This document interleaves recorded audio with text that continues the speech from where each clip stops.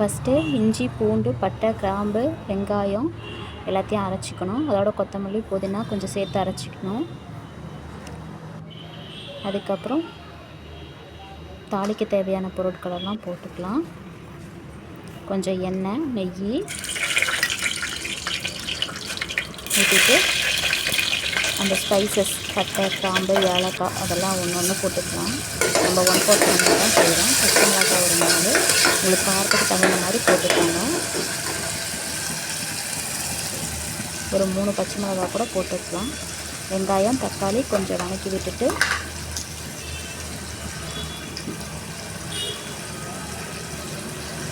நல்லா அது வதங்கிறதுக்கு கொஞ்சம் உப்பு போட்டுக்கலாம்.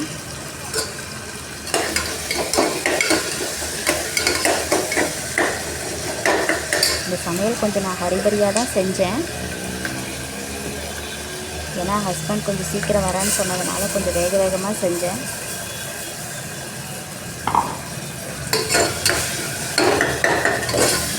பொறுமையாக செய்வேன். அன்றைக்கெலாம் நல்லா வராது. இது அவ்வளோ டேஸ்ட்டாக வந்துருந்துச்சு.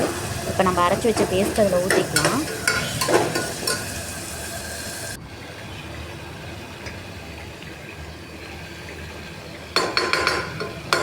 சைட் பை சைடாக நான் இந்த கத்திரிக்காய் தொக்கும் ஆனியன் ரைத்தாவுக்கும் ரெடி பண்ணிகிட்டே இருந்தேன். அதெல்லாம் வீடியோ எடுக்கலை. நம்ம கொஞ்சம் மஞ்சத்தூள் கலருக்காக கொஞ்சம் பவுடர், அப்புறம் மிளகாத்தூள் கொஞ்சமாக, அப்புறம் பிரியாணி மசாலா வாசனைக்காக, காரத்துக்காக நம்ம பச்சை மிளகாவே போட்டிருக்கோம். அதே காரம் நல்லா கொடுக்கும். நம்ம இது தயிர் பிரியாணி எடுத்ததுக்கப்புறம் கொஞ்சம் வதக்கி விட்டுக்கணும். நான் இதில் வந்து வீட்டில் என்ன இருந்துச்சோ அதை வச்சு சேர்த்துருக்கேன். கொஞ்சம் சோயா பன்னு பட்டாணி இருந்துச்சு அன்னைக்கு, அதுதான் இருந்தது. ஏன்னா சண்டே தான் நம்ம மார்க்கெட் போவோம். அன்றைக்கி சண்டேங்கிறதுனால வீட்டில் இருந்த வெஜ்ஜீஸ் மட்டும் போட்டு நான் செஞ்சுட்டேன். கொஞ்சம் பட்டாணி கொஞ்சம் சோயா பன் போட்டு செஞ்சாச்சு.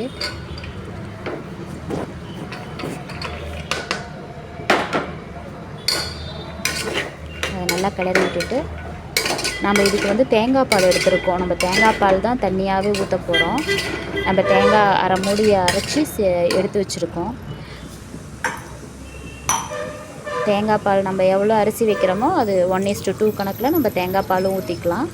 தேங்காய் பால் பத்தலைன்னா நம்ம கொஞ்சம் தண்ணியும் ஆட் பண்ணி சேர்த்துக்கலாம். இந்த ரைஸ் வந்து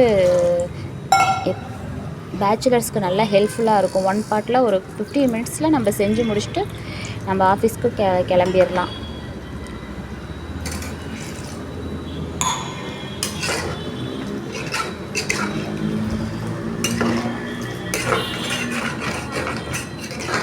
ஒன் பாட் ரெசிபிங்கிறதுனால நம்மளுக்கு சீக்கிரமாகவும் முடிஞ்சிடும்.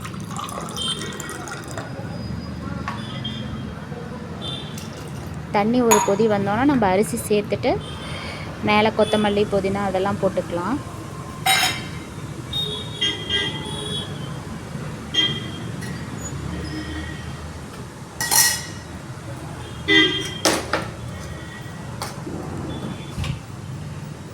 இது அன்றைக்கி வீட்டில் என்ன இருந்துச்சோ அதை வச்சு சிம்பிளாக ஒரு டிஷ் பண்ணணுன்னு சொல்லிட்டு சிம்பிளாக தான் இந்த டிஷ் பண்ணியிருக்கேன்.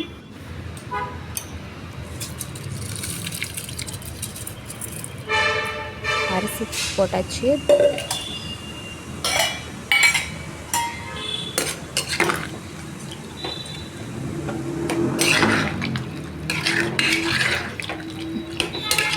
நல்லா கலந்து விட்டுட்டு லெமன் ஒரு 1/2 லெமன் வந்துட்டு குயிஷ் பண்ணிக்கலாம்.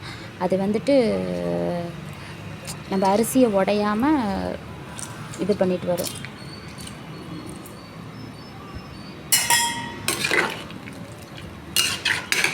சாதம் பார்த்திங்கன்னா நல்லா விசில் வந்து எடுத்தோன்னா நல்லா பொலன்னு இருக்கும், எலுமிச்சம்பழம் புளியறதுனால.